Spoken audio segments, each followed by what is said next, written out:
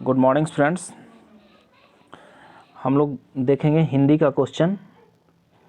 आप लोग का सीटेट का तैयारी चल रहा होगा और सीटेट का एडमिट कार्ड देना शुरू कर दिया है। तो निश्चित रूप से अगर आपका 28-29 का डेट नहीं आया है, 28-29 दिसंबर का एग्ज़ाम डेट में आपका नहीं है, तो निश्चित रूप से जनवरी में आपका एग्ज़ाम हो जाएगा। तो प्रीवियस क्वेश्चन ज़रूर सोल्व करके जाइए। आपको जैसा प्रीवियस क्वेश्चन देखने को मिल रहा है वैसा ही क्वेश्चन रहेगा। तो आइए हम लोग प्रीवियस क्वेश्चन देखते हैं। ये रहा प्रीवियस क्वेश्चन हिंदी का। ये है 31 दिसंबर 2021 का क्वेश्चन है हिंदी का। इससे पहले हम ईवीएस का सीडीपी का मैथ का क्वेश्चन करवा चुके हैं। आइए देखते हैं।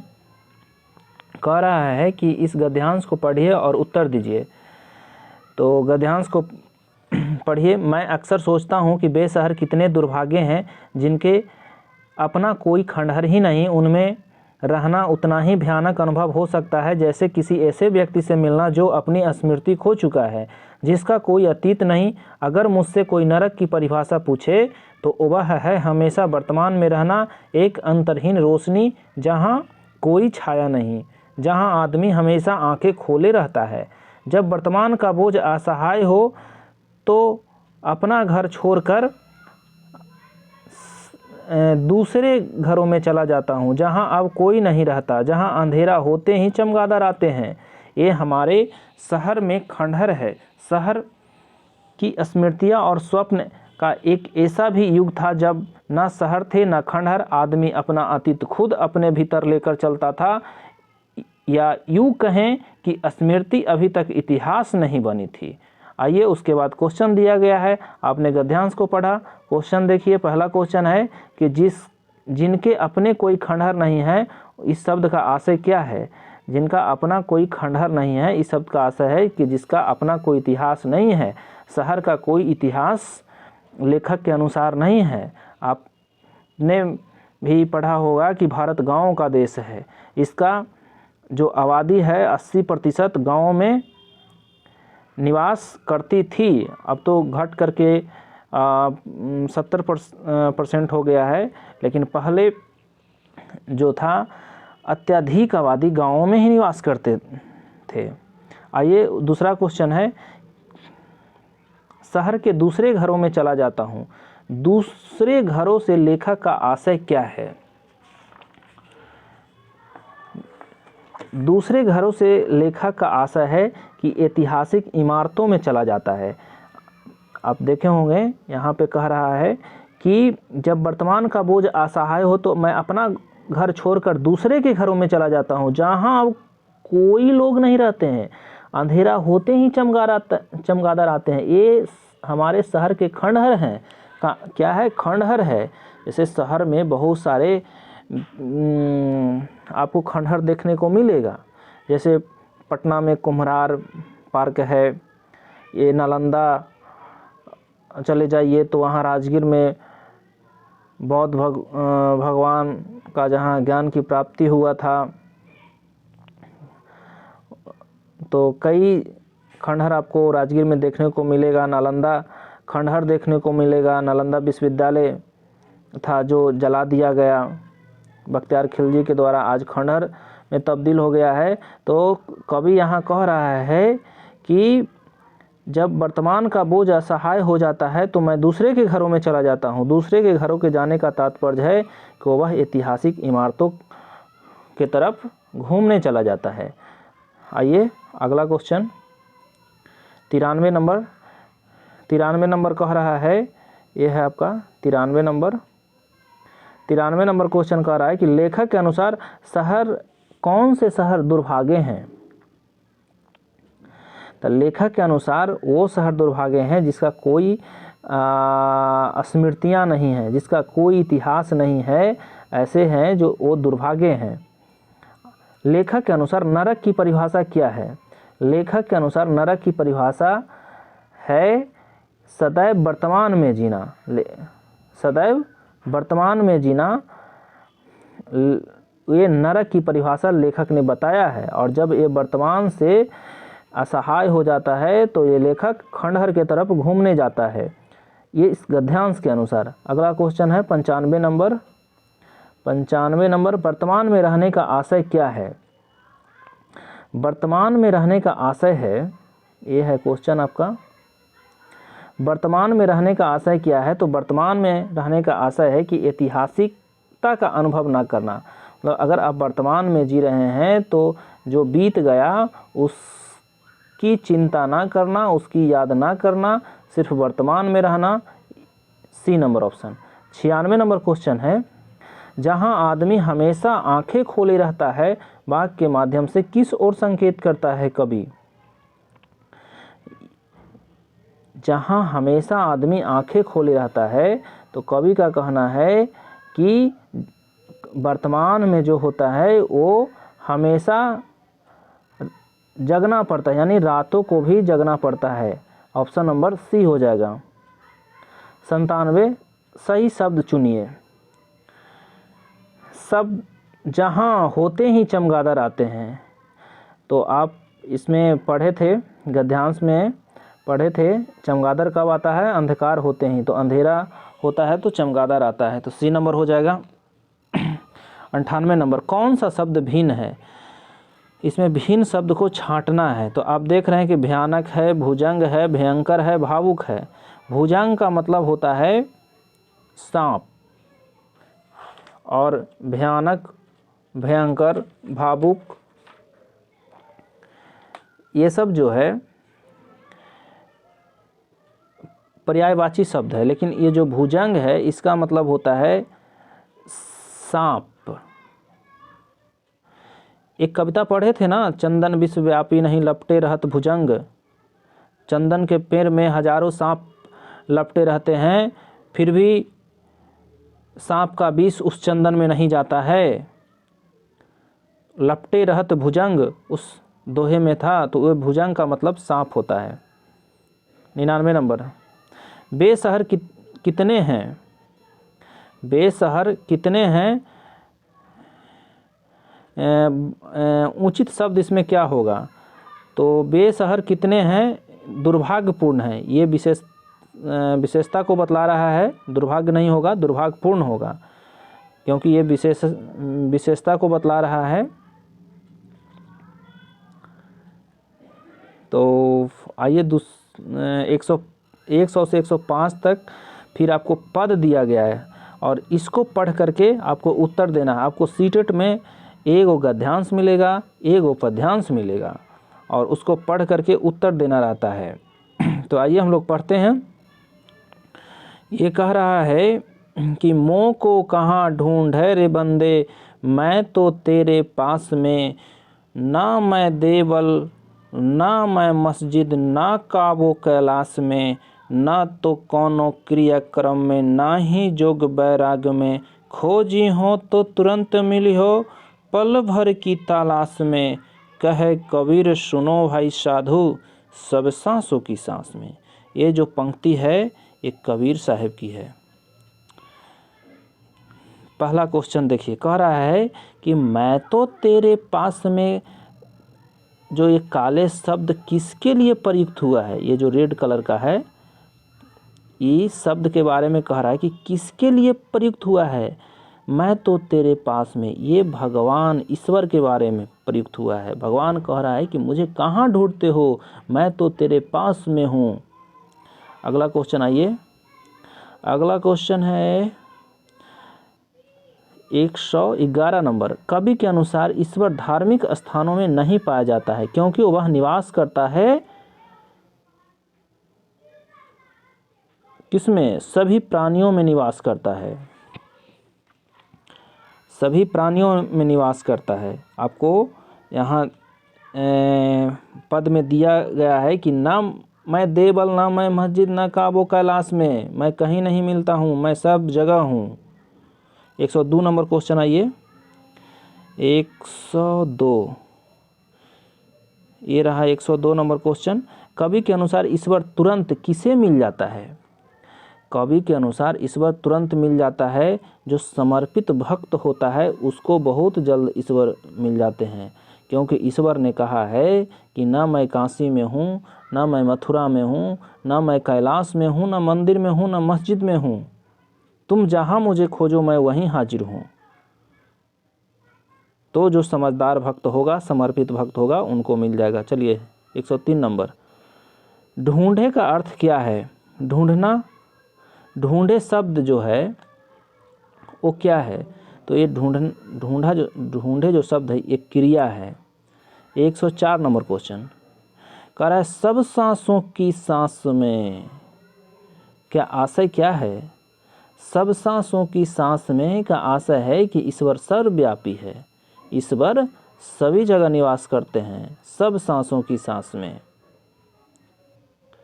सांसों की सांस में नहीं कि ये सांस जो आ रहा है जा रहा है, हम जो सांस ले रहे हैं, ऑक्सीजन ले रहे हैं, उसमें भगवान है, उसमें भगवान नहीं है।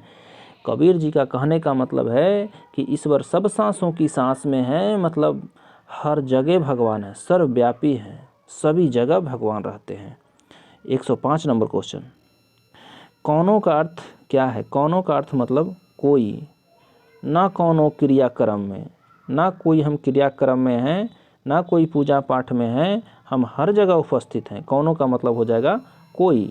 105 का बी। आइए 106 नंबर, मानव मस्तिष्क में सर्वाधिक व्याकरण नियमों के एक समूह के रूप में होता है, यह विचार किस प्रतिपादित किया था? ये क्वेश्चन आपका है 106 नंबर। मानव मस्तिष्क में सार्वभौमिक व्याकरण नियमों के एक समूह के रूप में होती है, यह विचार किसने दिया था? तो स्किनर साहब ने दिया था, बीएफ स्किनर। यही जो स्किनर साहब है ये भूखे चूहे और कबूतर पर प्रयोग किए थे। जब इसको एक पिंजरा में भूखा बंद कर दिया जाता था तो ये अपना खाना खोज लेते थे। और ले वाइगोस्की साहब हैं जो ये सामाजिक संस्कृति के बारे में अपना सिद्धांत दिए हैं कि बच्चा सामाजिक संस्कृति में ज़्यादा विकास करता है। ठीक, और ये चॉम्स्की साहब हैं, ये भी भाषा के बारे में बताए हैं। चॉम्स्की साहब, इसने बताया था कि बालक जो होता है उसमें व्याकरण और भाषा सीखने की सहज क्षमता होती है, ये चॉम्स्की साहब ने बताए थे। और वाटसन ये भी एक मनोवैज्ञानिक है, ये व्यवहारवाद का सिद्धांत दिए थे।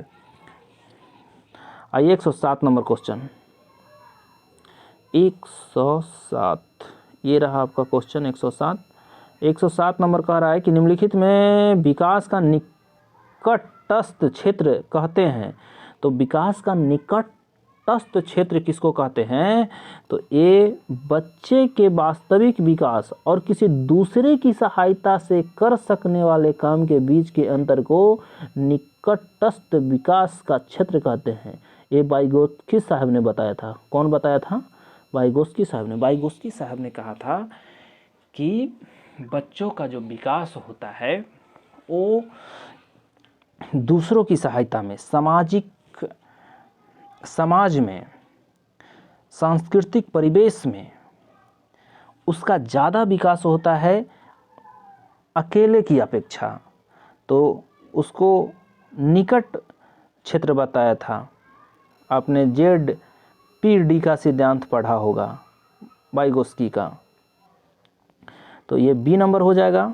जो बच्चा का वास्तविक विकास होता है वो किसी दूसरे की सहायता में उसका विकास के बीच का जो अंतर होता है उसको निकट क्षेत्र कहते हैं। 108 नंबर, ये है आपका 108 नंबर क्वेश्चन। कह रहा है बच्चों के मौखिक भाषा को विकसित करने में सहायता करने के लिए उनसे बातचीत करना एक महत्वपूर्ण घटक है। बच्चों से बातचीत करना ये प्रारंभिक साक्षरता है। बच्चों के बीच आप जो बात करते हैं उससे बच्चा में शब्द भंडार बढ़ता है। तो ये उसका प्रारंभिक साक्षरता है। 109 नंबर, कह निम्नलिखित में से कौन सी शब्द संपदा निर्माण की रणनीति नहीं है?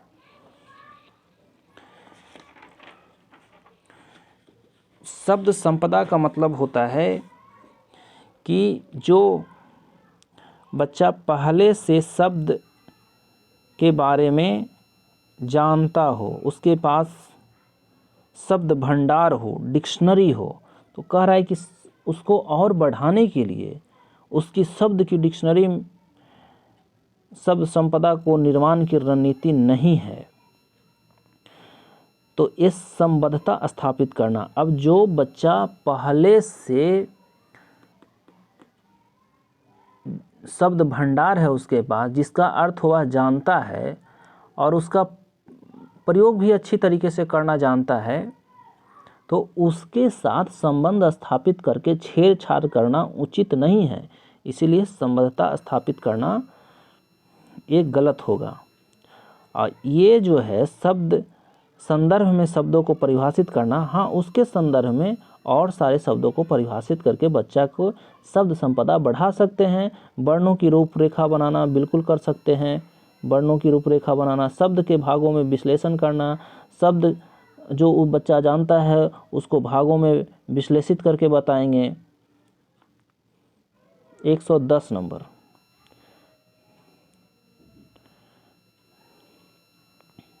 लेखन है। लेखन क्या है? लेखन जो है एक उत्कृष्ट कौशल है, उत्पाद कौशल है, सॉरी। लेखन जो है एक उत्पाद कौशल है। आपको बता दें कि शिक्षण का 4 गो प्रमुख घटक होता है। कितना? 4 गो प्रमुख घटक होता है। शिक्षण के प्रमुख 4 घटक होते हैं। सुनना, पढ़ना, उसके बाद होता है बोलना, उसके बाद होता है लिखना। ठीक ना? तो जो ये 2 घटक हैं लास्ट वाले, इसको उत्पाद कौशल कहा जाता है। क्या कहा जाता है? उत्पादक कौशल कहा जाता है। और ये जो दो पहले हैं, इसको ऋणात्मक कौशल कहा जाता है। इसको कहा जाता है ऋणात्मक कौशल और इसको उत्पाद कौशल कहा जाता है। तो जो लिखना है ये उत्पाद कौशल में आता है। ठीक है। 111 नंबर।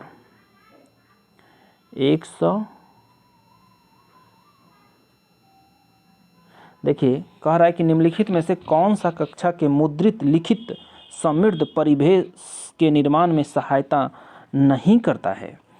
देखिए, मुद्रित परिवेश का मतलब है कि वो प्रिंट समृद्ध वातावरण बना रहा है, जिसमें चित्र होंगे, बाल साहित्य होंगे पढ़ने के लिए। तो ये कक्षा में पठन कोना का सृजित करना, ये समृद्ध लिखित मुद्रित समृद्ध परिवेश के अंतर्गत नहीं आता है। दीवारों पर कहानियों का चार्ट लगाना, ये प्रिंट मुद्रित परिवेश के अंतर्गत आता है। विद्यार्थियों को रचनाएं प्रदर्शित करना, ये मुद्रित लिखित समृद्ध परिवेश के अंतर्गत आता है। कक्षा में खिलौनों का कोना बनाना, ये भी प्रिंट समृद्ध परिवेश, मुद्रित समृद्ध परिवेश के अंतर्गत आता है। ये नहीं आता है। B number. 112 नंबर। भाषा अधिगम में बोधगम्य निवेश का क्या अर्थ है? बोधगम्य निवेश का अर्थ है कि बच्चों को ऐसी भाषाई अवसर उपलब्ध कराना जो उनकी भाषा से एक स्तर ऊपर हो। कहने का मतलब है कि बोधगम्य जो निवेश है, तो ये बालक को सीखने का मौका देना, अधिक से अधिक मौका देना। तो इसका हो जाएगा 1 नंबर। बच्चों को ऐसी भाषाई अवसर उपलब्ध कराना जो उनकी भाषा से एक स्तर ऊपर हो, मतलब जो सीख रहा है ना उससे थोड़ा अधिक सीखे, जो उस पहले सीख गया है उससे थोड़ा सा और अधिक सीखे। 13 नंबर, ये है आपका 13 नंबर क्वेश्चन। निम्नलिखित कथनों को पढ़िए अतः समग्र भाषा के उपागम के संदर्भ में सही कथन को चुनिए। देखिए, ये कह रहा है कि समग्र भाषा उपागम बच्चे की बनाई गई वर्तनियाँ के प्रयोग प्रोत्साहित करता है। समग्र भाषा उपागम में बच्चे पढ़ना सीखने के लिए वर्ण तथा ध्वनियों से आरंभ करते हैं। समग्र भाषा उपागम रचनात्मक पर आधारित है। देखिए, इसमें जो है समग्र भाषा में वर्ण और ध्वनि से आरंभ नहीं होता है। समग्र भाषा में अर्थपूर्ण वाक्य को सिखाया जाता है, अर्थपूर्ण सेंटेंस को सिखाया जाता है, इसलिए ये गलत है। B number.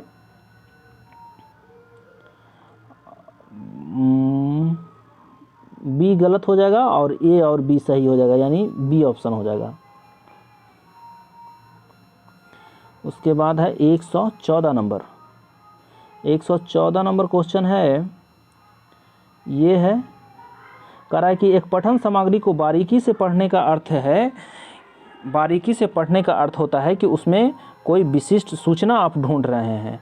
पढ़ने का तरीका तो बहुत होता है, एक सस्वर वाचन कर रहा है, पढ़ते जा रहा है, पढ़ते जा रहा है, पढ़ते जा रहा है, लेकिन अगर वो बारीकी से पढ़ रहा है तो उसमें विशिष्ट कोई सूचना ढूंढ रहा है। 114 का सी हो जाएगा। 115, ये है आपका 115 नंबर।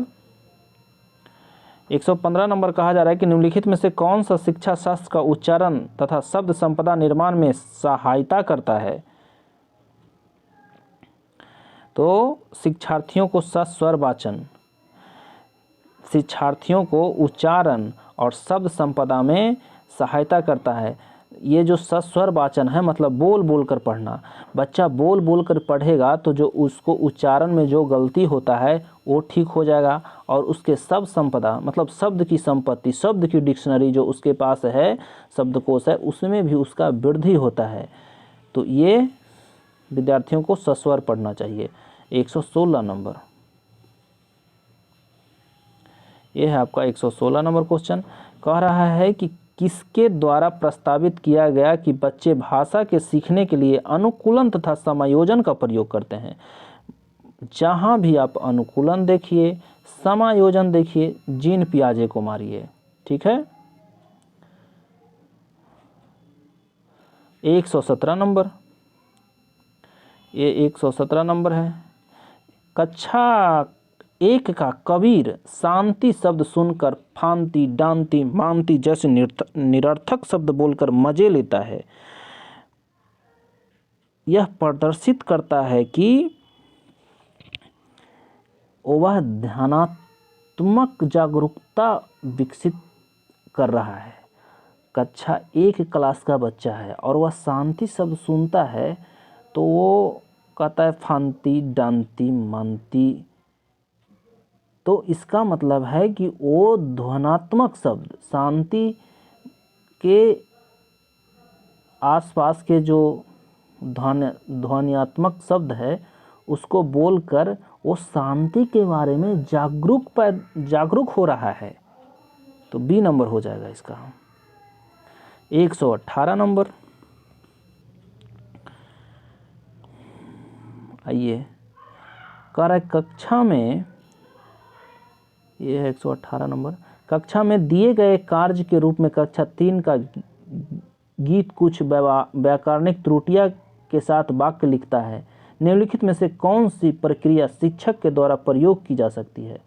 कक्षा में दिए गए कार्य के रूप में कक्षा 3 का गीता है, ये गीता होगा, गीत नहीं है, ये गीता होना चाहिए। गीता कुछ व्याकरणिक त्रुटियों के साथ वाक्य लिखता है। निम्नलिखित में से कौन सी प्रक्रिया शिक्षक के द्वारा प्रयोग की जा सकती है। तो गलतियों को रेखांकित करना और गलतियों को प्रकृति को लिखकर शिक्षार्थियों को उन्हें सुधारने को कहना।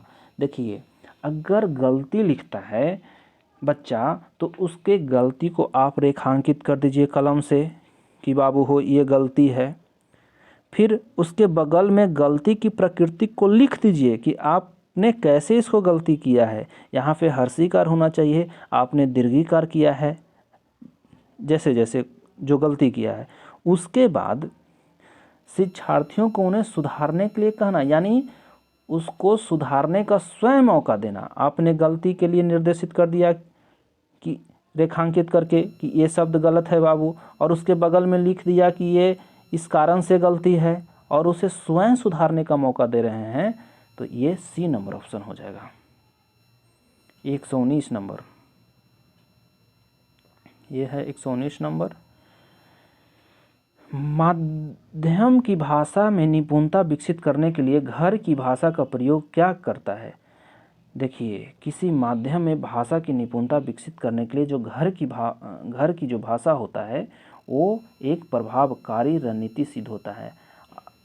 बच्चा जो भाषा सीख रहा है तो वो घर वाली भाषा के साथ मिलाकर उस भाषा को सीख जाएगा। बहुभाषी कक्षा जो होता है, जिसमें बच्चे भिन्न भिन्न क्षेत्रों से आते हैं और भिन्न भिन्न भाषा बोलते हैं, वो सीखने में, बच्चों को सीखने में लाभकारी होता है, क्योंकि बच्चा अपने घर की भाषा को पूरी तरह से अच्छी तरह से बोलते हैं, समझते हैं। तो अगर उसको दूसरी भाषा सिखाया जा रहा है तो पहली भाषा के माध्यम से, घर वाली भाषा के माध्यम से प्रभावकारी तरीके से सीख सकता है। तो ऑप्शन नंबर सी हो जाएगा। 120 नंबर लास्ट क्वेश्चन है, ये है 120 नंबर। भाषा व्याकरण कब सबसे अच्छा सीखा जा सकता है? तो भाषा व्याकरण जो है कब सबसे अच्छा सीखा जा सकता है? तो भाषा व्याकरण पठन सामग्री तथा संकल्पनाओं की पहचान को एकीकृत करके सीखा जा सकता है। देखिए, भाषा व्याकरण आपको सीखना है तो पठन सामग्री तथा संकल्पनाओं की पहचान को एकीकृत करके, एकीकृत का मतलब होता है कि मिला करके, एक रूप दे करके सीखना। जैसे आप एकीकृत शिक्षा का नाम सुने होंगे। एकीकृत शिक्षा को ही समावेशी शिक्षा कहते हैं। एकीकृत शिक्षा में क्या होता है कि सभी जो शरीर से बाधिर हो, चाहे असक्षम बालक हो, सभी को साथ में शिक्षा दिया जाता है। तो व्याकरण कब सबसे अच्छा तरीका से सीखा जा सकता है? तो पठन सामग्री और संकल्पनाओं को पहचान करके सबको एक साथ के जोड़ करके सीखा जाएगा। 120 नंबर क्वेश्चन का ये हो जाएगा। चलिए, तो हिंदी का ये सॉल्यूशन था। वीडियो कैसा लगा, ये हिंदी का सॉल्यूशन आप कमेंट में हमें ज़रूर बताइएगा। धन्यवाद।